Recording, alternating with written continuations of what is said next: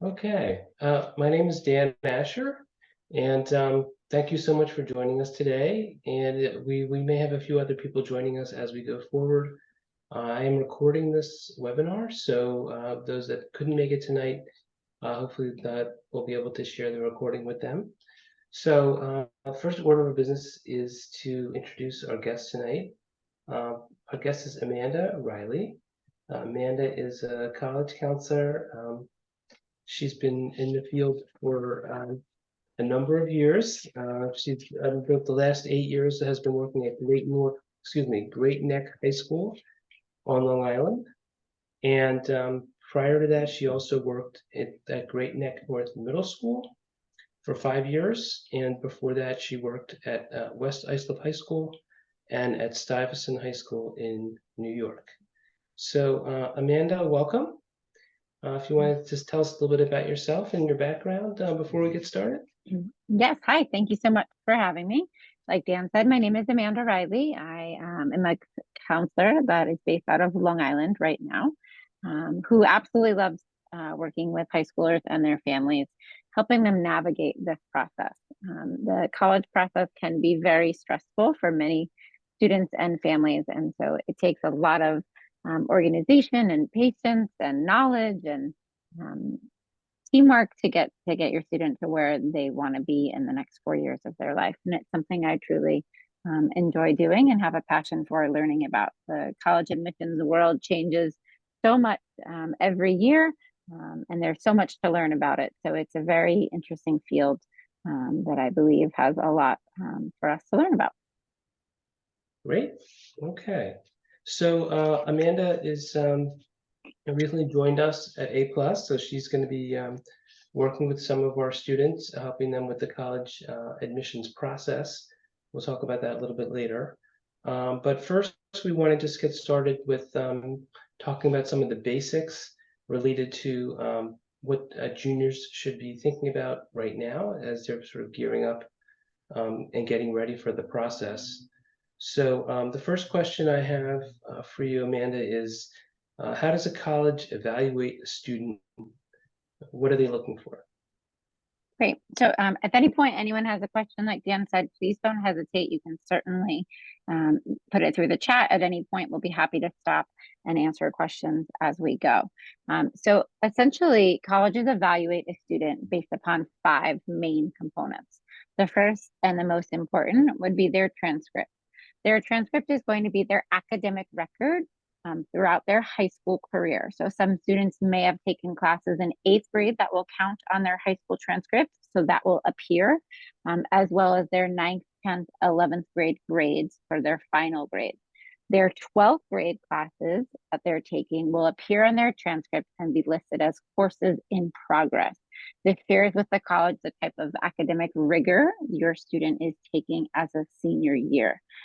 Colleges look for trends in transcripts. They look for, did a student maybe not start off as well in their 9th grade and then improve in 10th and 11th and 12th grade?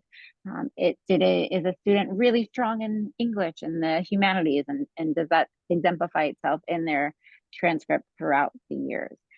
We always tell students they don't have to be perfect, right? They put an immense amount of pressure on themselves now in 2023 to be so perfect and to be absolutely can't miss a point, and they don't have to be, right? We want them to demonstrate their strengths. We want them to put their best foot forward. Yes, we want them to take an academically challenging course load, but that is for them. The biggest piece of advice that I always give my families is that there are over 5,000 colleges in the United States. There is a college for everyone. And so we want to make the best experience and the best fit for those students. But we want to start with their transcript and to understand how it's going to be evaluated, that the college admissions counselors are going to be looking at the grades they received in each of their years throughout high school and each and every class that they take, the type of classes that they've taken, the academic rigor of them. Every college will receive what's called a college profile, a high school profile that the college will be able to read to understand what is offered in your child's school. So the transcript is the number one most important document that the college application is going to be used and evaluated on. The opposite could also happen, right? When the colleges are looking for trends, they could see, did a student start off really well and do poorly? So we really want to encourage our kids, even if they're not where they're at today, where they want to be at, that there's still time, and we want to see them improve throughout the year. So as a junior in November, there is still the entire rest of the school year for them to show those strengths and those improvements in their transcript. So that is the first one, and it is the most important one by far. Another one of the 5 components for what colleges use to evaluate a student would be their SAT, their ACT scores, their standardized testing. As many as families know, since COVID, a lot of colleges have gone test optional. However, as it becomes more available to students now, it is more students are taking it again. So it is something that you really, really want to try at least once as a junior to take. You want to make a plan for that testing strategies that you're going to use, your studying plan, what test you're going to take. The SAT and the ACT are identical in college eyes. That means that your student can pick either or, whichever is best fit for them. And that's something that we want them to start to figure out now as juniors. Which test am I going to take? And then making a plan to study for it throughout the rest of the junior year. You want to have your child plan at least one time to take their test as a junior, so that you can then decide, am I going to apply test optional or am I not? Some students, I'm not sure if this is relevant to anyone here, but that English is not their first language. They also have to complete either a TOEFL exam or a Duolingo exam. And that would be specific to your child's needs if, again, they're not an English native speaker, or if they have not gone to an English speaking high school. Most of you probably will not need to worry about that. The third thing that colleges are going to evaluate your students on are going to be extracurricular activities. That means athletics, clubs, community service, employment, summer activities, summer programs. It is really, really important that you demonstrate to a college, what are you going to bring to them on their campus? Are you going to be a leader? Are you going to be involved? Are you going to start your own clubs? Or do you have some unique club that you began in high school that college would really like to see? I found it very interesting that this year the president of Lafayette College announced that in reading their college applications, they will not read past activity number 7. So your students next year as seniors are going to fill out applications. Typically, they're going to fill out what's called the Common App. The Common App allows you to apply to up to 20 schools, entering your information once. The Common App has a spot for activities, for extracurricular activities, and they have a spot for 10 of them. And they tell the kids to put them in order of what is most significant to them. So I found it very interesting this year that Lafayette College in Pennsylvania announced that they're not going to read after activity number 7. So what does that mean for our students? That it is quality and not quantity of the activity. So if a student is not involved in anything right now, they still have time, but they want to be committed to that activity. They want to make it something substantial, not just a club that perhaps in the high school that met once a month or once a year. They want to be something that maybe has a job or something more that can really show dedication and commitment and the qualities that colleges are looking for in students. So your child will build a resume to submit with their applications that will include all of these activities, whether they be sports, clubs, jobs, volunteer things, and so forth. What would you say is typical for students, like in terms of the number of activities they're involved in? What would it be, a typical number? Yeah. I would say that probably that is a close number that Lafayette was on, between 6 to 8, because you're talking about every single year of high school that a student can report. So it's All the not things just they've done. one year. Correct. So it's from 9th grade on, and many students try different things, and so they can put those there, and they do. So it really depends upon the student. And again, it's not necessarily quantity that matters. It's going to be quality. So they don't need to have all 10, but it's important to know that they do have the opportunity to list up to 10. And like you said, they're looking for, if possible, a commitment or persistence in a certain job or activity. Correct. And of course, it would be great to show leadership, to show any type of role where they have perhaps maybe become more involved than just a participant. So again, that comes with the commitment. Yeah. Thank you. Another component, so we have the transcripts, we have the standardized test scores, and then we have the extracurricular activities. Another one is going to be your child's essays. So essays are going to be the first time that they have the opportunity to use their voice for the reader to learn more about them. Their college main general essay is going to be 650 words or less. It is not very long. It's approximately about a page, single space. But it is going to provide a lot of stress and anxiety for you and your family because it is the essay, and it needs to be thought out. It needs to be well revised. It needs to be significant to your student in terms of allowing the reader to learn more about your student. The number one mistake I see with so many of my students are that they write about someone else. They write about their grandmother or their parent whom is their role model, and it becomes all about that person and not the student. And so it's really important that the students follow the prompts, that they have thought out, well-prepared essays that are not done overnight, that are really thorough and edited. There will also be supplemental essay questions. So each of those, so your general essay students will have the prompts in spring. They open up for the Common App. So for that general application that most, if not all, colleges are going to accept, their application for the general essays typically do not change that much. The supplemental essay questions, so those are going to be when a college asks an additional essay question for a student. Those change every year, and those don't come available until August 1st. So your student can get a head start on their general college essay prior to them returning to school as a senior. And their supplemental essay questions, which are going to be those extra essay questions that each college asks, are going to be a little bit later. And that is by far the most challenging part of the college application process as your student goes through it as a senior. The essays are significant, they're time consuming, and they need to be unique.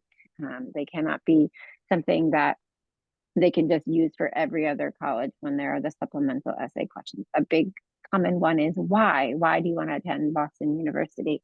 And you can't use the same essay for every school. You have to do your research, you have to think about it, and you have to really describe why you are a good fit. And that takes time, and it can be very tricky for students. Also, the general essay, it doesn't, another pitfall that many students have is that they feel that they have to tell this elaborate sob story or something horrible has to happen to them. One of the best essays I read last year was about a student painting their room over the summer. So it does not have to be about a horrible thing that has happened to a student. And many of them will say, I don't know what to write about. I have nothing bad or nothing that terrible that's happened, which is a great thing, right? But for them, Yeah, they view hopefully. it they view it as a disadvantage in the college essay process, and that's not the truth at all. So really, it's about developing a well-written essay that really allows the reader to capture more about your student. And it's really important that it's the student's words and that it's not someone else's, because as the college admissions counselors read these applications, they can tell that very quickly. So it's very, very important, the college essay. And it is something that your student can start early and over the summer to really help them be a part, to help them be organized throughout their process.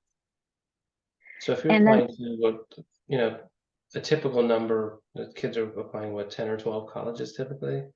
I'd That's say a lot even a of little work. bit, I would say even a little bit more now because the Common App makes it very easy. So yes, Mhm. if every college has 2 supplemental essay questions, you're looking at the 1 general essay, and then you could have up to 24 smaller essay questions for the supplemental ones, which is a ton of work. Yeah, so not just looking at sort of what you're writing about yourself, but having to research and learn about the colleges and sort of how you see yourself fitting in there. Exactly. It Yeah. takes time and a lot of organization. So it is really, it can be overwhelming. Okay. Thank you. And then the last component of our 5 would be letters of recommendation. So colleges are going to ask typically for 2 academic teachers to write a recommendation on your child's behalf. Academic typically means English, math, science, social studies, or a foreign language. They're going to have another letter be submitted by their guidance or school counselor. And then some colleges will allow for supplemental letters of recommendation.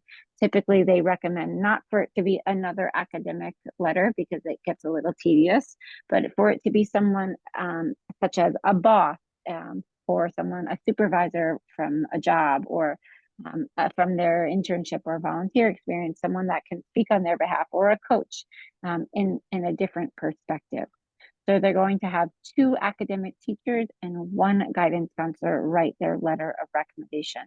Every college will have different requirements. Some might only allow 1 teacher letter of recommendation.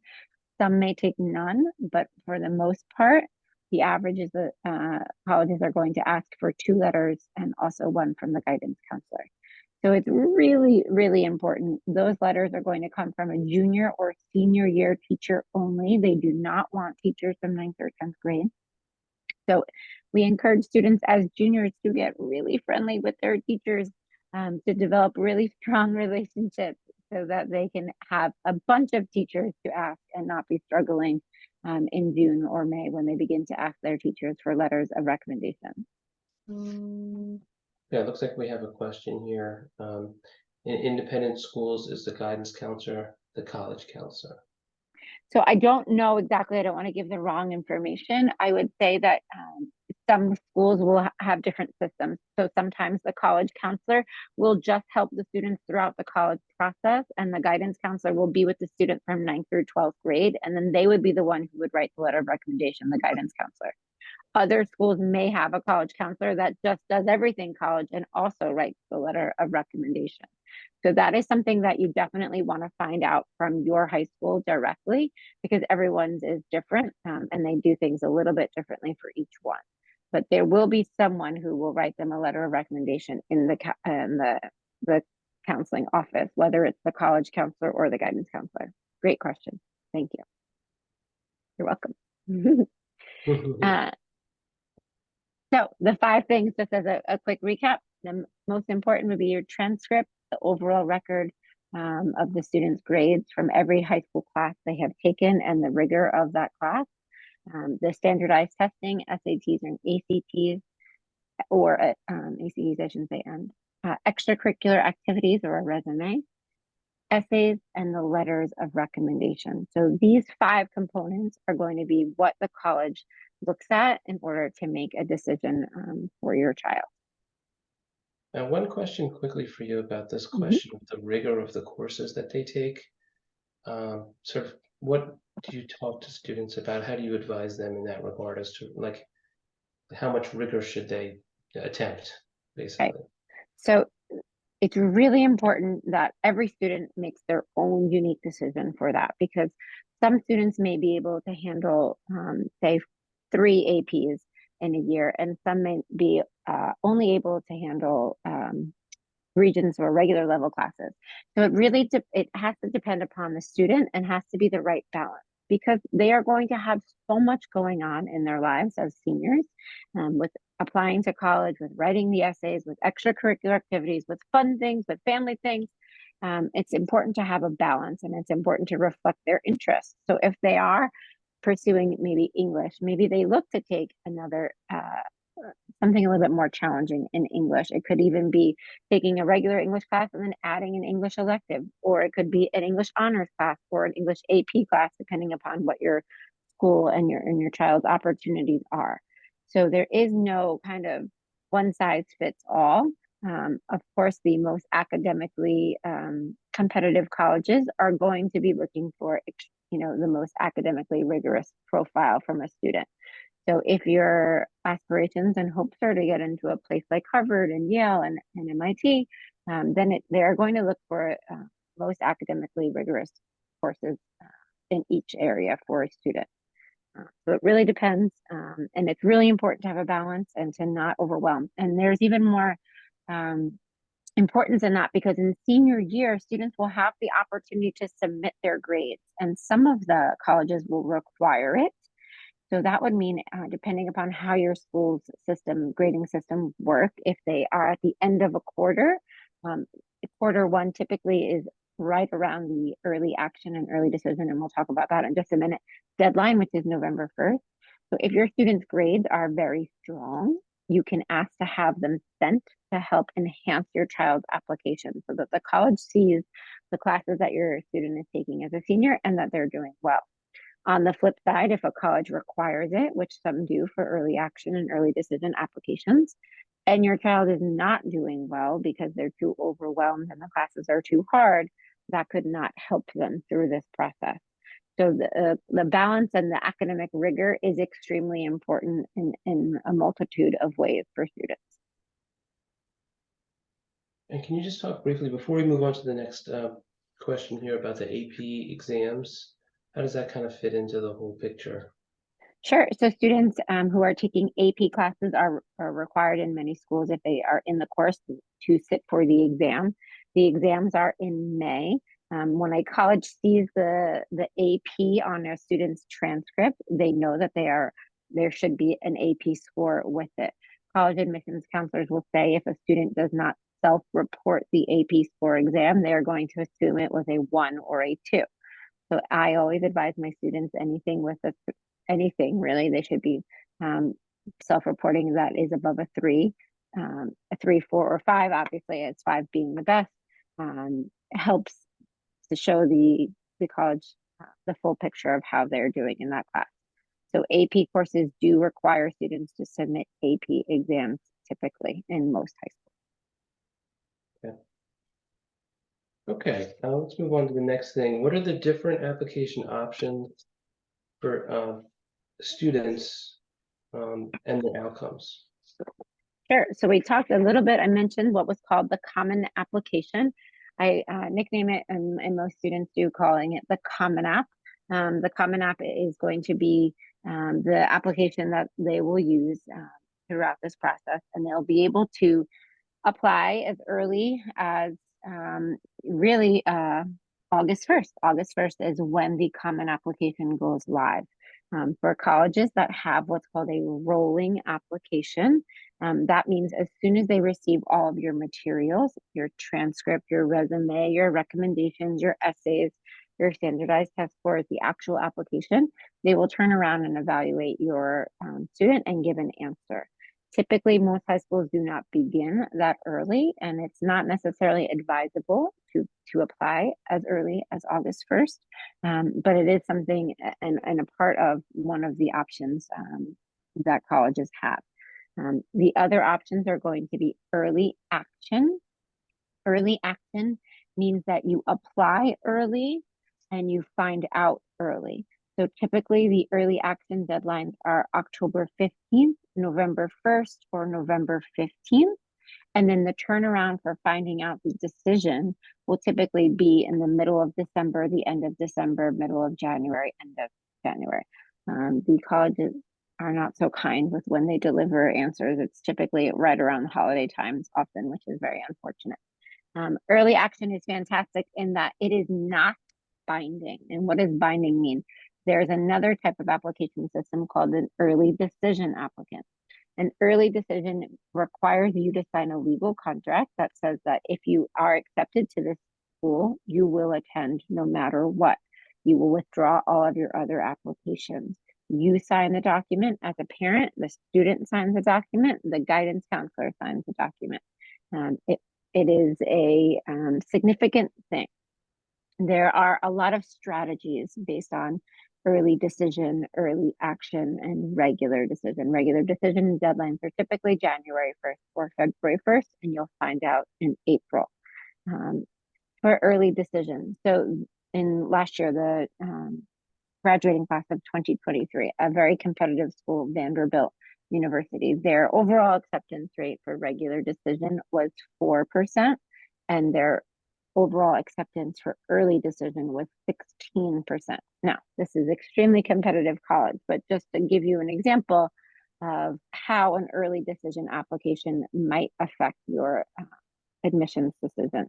So because you are committing to the school, you are saying, no matter what I'm going in, if I get accepted, they know that that you will be attending. And so the admission statistics do go up. You still need to be very qualified for that school, right? So your academic the change in the academic ability is not going to be significant, but the statistic and the statistics show that there is definitely an increase in the acceptance rates when applying early decision. Now, early decision is not for everyone. Financially, many families may want to see and compare scholarships and different opportunities that other colleges may offer.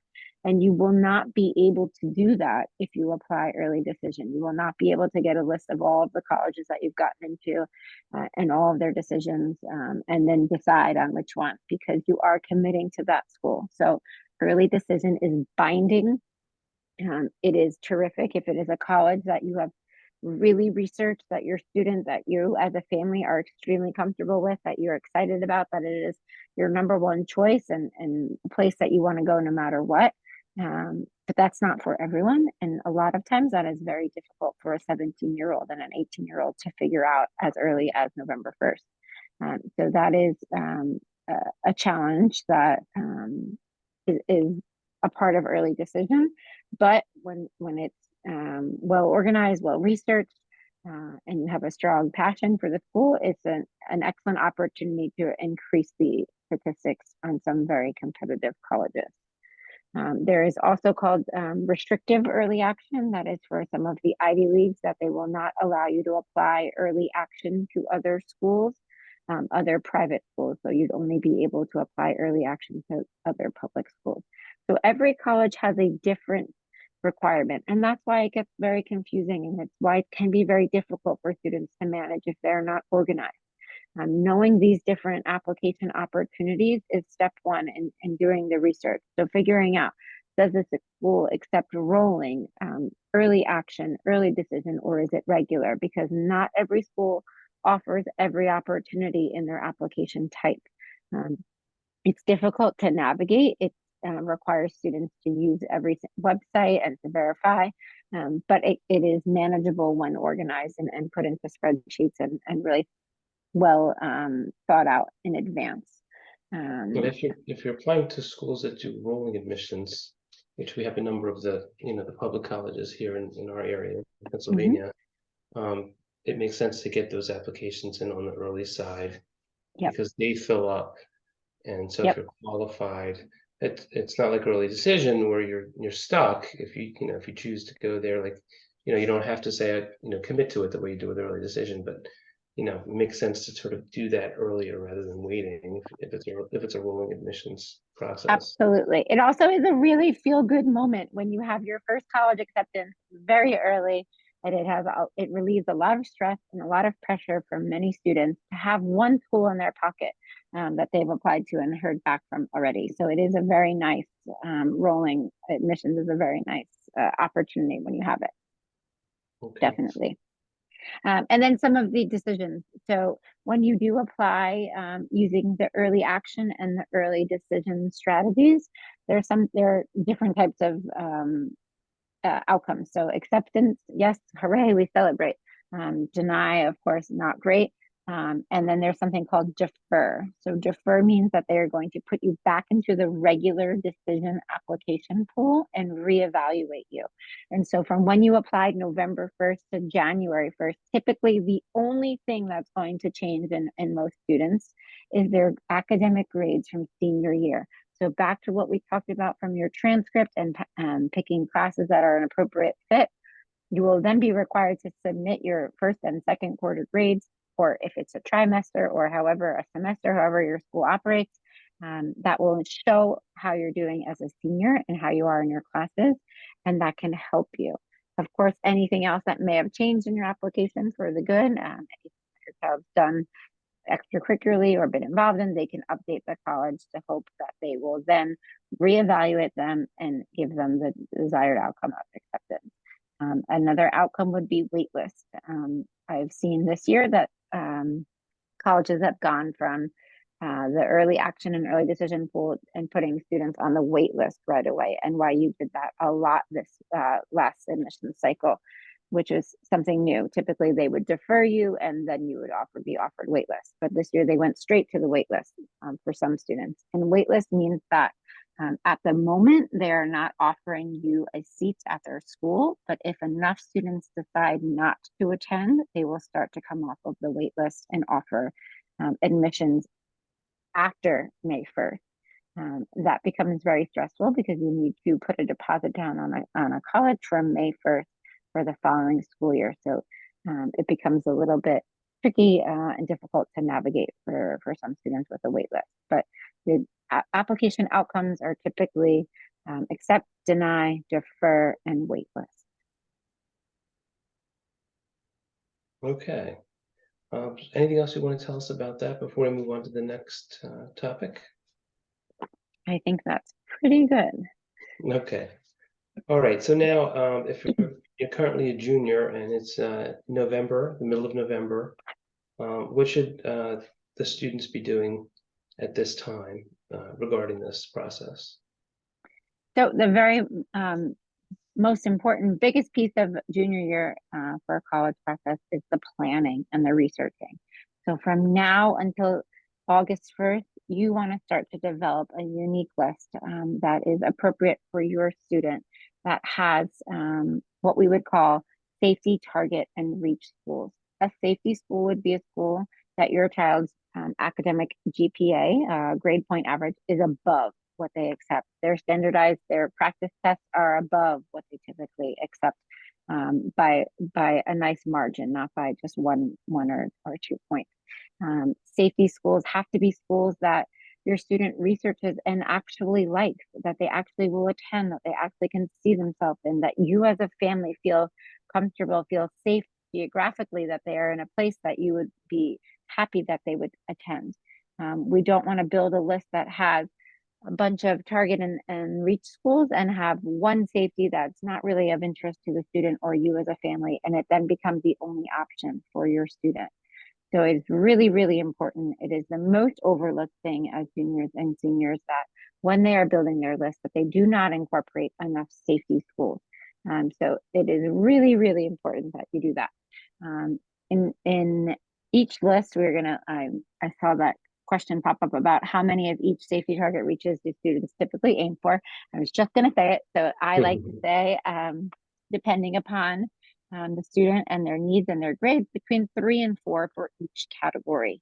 So you would like 3 targets, 3 safeties, and 3 reaches. And that can be flexible as long as you have enough safety schools that you are comfortable with. The application, the admissions world is changing every year, and oftentimes students will feel that a school is safety or a target, and it is simply not, and it has become a reach. So a school like Northeastern 10 years ago would be a safety for a student with a 90, and now it's a reach. So it is, the climate has changed a lot, and so it's really important that safeties are actual safeties for your student, verified by someone other than your student, just to make sure that they are in fact building a smart list. So right now, certain schools change, sort of categories from one to the other over the, the last 10 or 15 years. It's been a lot of schools, and schools have gotten a lot more competitive. Unfortunately, post-COVID, the number of applications have gone up because students can now apply test optional. And so these colleges have become more selective year after year. And so if you had an older student, or if you've had a different experience, or with a relative or a friend, it is very different than what it was 5 years ago, even 4 years ago. So it is, unfortunately, for your students, very competitive. Which just means that this part of their process of research really needs to be emphasized and how important it truly is. And it really requires them to look at and find some colleges that are maybe outside of the box of the top 10 that they're applying, their kids apply to in their high school. That they really do their homework. They go visit the college. They attend webinars. They learn more about different opportunities so that they can develop a smart list where they're not wasting money applying to 100 schools because the applications cost money.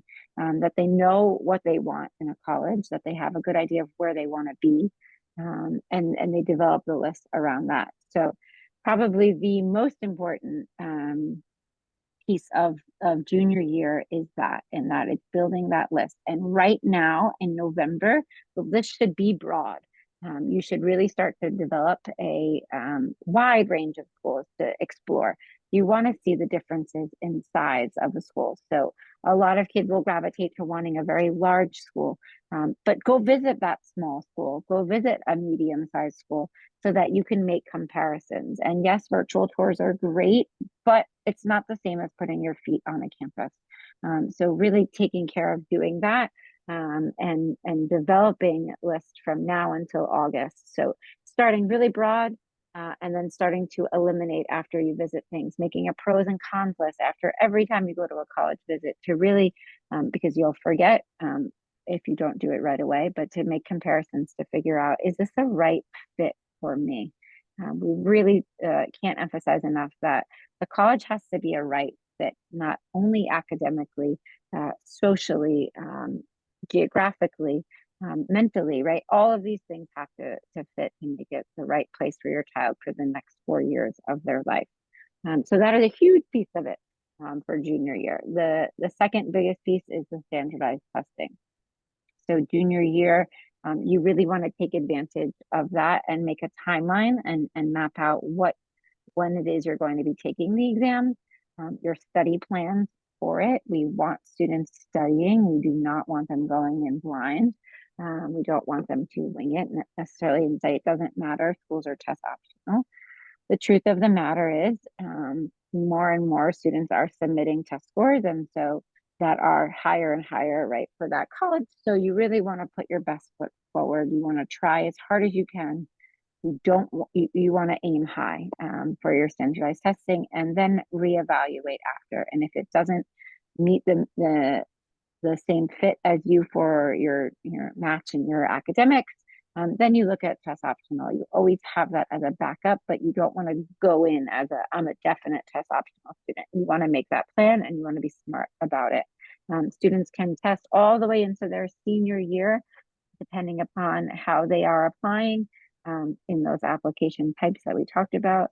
If students are applying early action and early decision, and it's November 1st, there are still test opportunities for them to take in late August and early September that will still remain eligible for them for the testing process. So that is the second Like you biggest said, right now, if you're not sure which test the student's going to take, we would recommend that kids take a diagnostic exam and take a practice SAT and practice ACT, and that's something that I can help you with. You can contact me, and we can help you sort of figure out which test is the best fit and make a plan, because you still have plenty of time, if your kid's a junior. Most of my students will start right about now, so you're not behind. It's definitely something that should be on your minds for what to do for figuring it out. Another really important thing as a junior is for them to work their hardest academically. So this is the last year that they will see a full year grade for a student in English, math, science, and social studies. You want students to really, if they're not happy with where they're at right now, to really try to focus on ways that they can improve. If there are certain areas that they need additional support in, getting that extra help is really helpful for them for junior year. Another piece, like we mentioned before, is getting involved. So if students are not doing anything, if they are playing video games, we don't count that as an extracurricular activity. Although there are some clubs in high schools that are competitive, and yes, that is something different. But if it's by themselves, it's not something necessarily as an extracurricular activity. So we want students involved. We want them building their resume. We want them getting use out of their summers, even if it's a job, volunteer, anything. And we mentioned before developing relationships with their teachers. Right now in junior year, really trying to get to know their teachers on a more personal level so they can write about them at the end of the year in early September. And then the academic planning for your senior year. So a lot of times high schools will require you to get prerequisites for your senior year. Typically from schools that I've worked in, they make those recommendations in January and February for the following school year. So whatever your high school does and requires, you want to make sure you fulfill those prerequisites to plan out your courses for senior year. Okay. Next question. How do you minimize stress and anxiety around this process? So it does not have to be painful. I think that's the most important piece that families recognize. With open communication, with organization, with being on this webinar now, and by starting early, by doing your research little by little, it does not have to be the most horrific experience for you and your child. I really, really believe in working together and setting up realistic goals, even if it's monthly or weekly or biweekly, and setting up realistic expectations for the college process. I've had many valedictorians go through the process and they apply to upwards of 15 schools, and they're not getting into every single school that they apply to. That is really hard. And that might be for your students the first time they've ever been rejected by something. And that part of the process is not fun. It's not fun to go through. And so if you are smart and develop realistic college lists, so that their self-esteem and their confidence and all of these things are still accounted for. You don't want to build a list of 12 super reach schools and one safety and your student be denied over and over and over again because it's not a good fit or if it's not the right academic environment for them. So by starting early, by working together, by having realistic expectations for yourself, for your student to have those realistic expectations, it can really help to minimize the stress and anxiety. And like I said, by starting early, really is key to success of this whole process. And some students find that they really discover themselves throughout it. So it can have a positive impact. I do believe it is exciting to plan the next 4 years of your child's life. They have this unique opportunity, many of them, to go live in a new environment.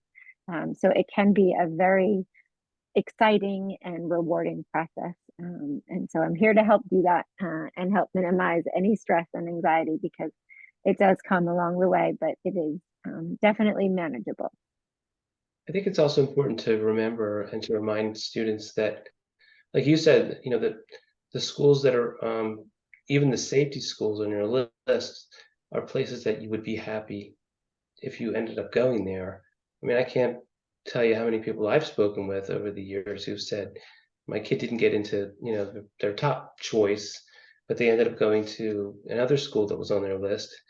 And they're very, very happy. They're thrilled that they're there, and it turned out to be a great place for them. So it's important to keep that in mind, when you're sort of looking at the entirety of the process. And I think that can help too.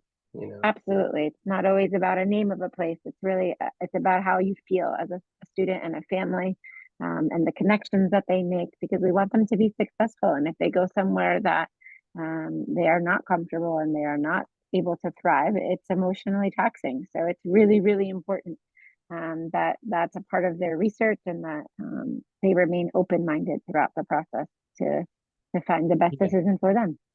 There's lots of places that you can thrive, and that's the most important thing, is that you're going to thrive while you're there, have a good experience, and then sort of launch you into the next phase of your life. So Absolutely. that's great. Okay, and then the last thing we have, I see that we have a question. Yes, go ahead, you can answer that question. It says, if we're unsure of where our kiddo will land with their standardized test scores, how do we necessarily plan for the 3 categories? So that's great. So you can use diagnostic tests that a PSAT, a practice SAT, or a practice ACT to get an idea about where their baseline is. Looking at their transcript is going to really help you understanding their GPA, the level of rigor that your student has taken in comparison to what the college offers. So it is a little tricky if you don't have an idea for your testing yet, but it still can be done. Looking at the academic rigor and the GPAs and the transcripts overall will help you get a good idea and starting point. And then as you go through the process and as your student begins to study and take more exams and so forth, then you can make a more educated guess for those 3 categories. Yeah, obviously this is something I talk to parents about a lot, and I see it, when we start with kids and they take the diagnostic exams, and we're typically able to predict, if a student starts with a certain score, if it's an SAT, they can typically expect they're going to improve their score in this somewhere in the neighborhood of let's say 100 to 200 points over where they started. So it gives you some idea, and then you can research the colleges and see, you can look around and see what the range of scores is. Most colleges will have information about what they call the middle 50 percentile of scores. So they'll give you like a 25th percentile score and a 75th percentile score. So as long as you're above the 25th percentile score for a college, then you can consider that to be sort of in the range of colleges that you could reasonably apply to. So it just gives you some idea thinking about that. But obviously we're here to help. So if you have any questions, you can feel free to reach out and we'll be happy to talk to you about that. So I'm glad we could be helpful. So what do we offer? Like I mentioned, in terms of the test prep stuff, feel free to contact me directly if you have questions. If you haven't thought about, which test the student should be preparing for, we can help you with that and talk about the options. And then for the college admissions process, Amanda is available to help with, we have a variety of options. If you want to look at something that's, soup to nuts with the whole process of, building the list and writing all the essays and working on all the applications, or you can do something that's a little bit less, not the entire process, but maybe just focusing on 1 or 2 aspects of it, if it's building the list or maybe just the essays. Those are things that we offer. So if you're interested, please let us know, and we can have a conversation with you about it and provide you with that information. Amanda, is there anything else you wanted to add before we finish up here? I think just to reiterate that you're not alone in this. There's many places that you can get support and help. Dan and I are happy to help, but also that you're here, you're starting early. It's a great sign, and it should be a little bit fun and not all horribly stressful. Make those college visits some, day trips or little vacations for you and your family to get your student excited about it, because it is an exciting part of their life and yours. Yeah, and it can be a really nice time just together as a family, Mm-hmm. So hopefully you can take advantage of that as well. Well, thank you so much for everybody, for joining us. Thank you, Amanda. We really appreciate your advice and wise counsel. And anybody has any other questions, just feel free to get in touch. Thanks so much, everyone. Have a great night. Thanks, everybody. Take care. Take Bye-bye. care.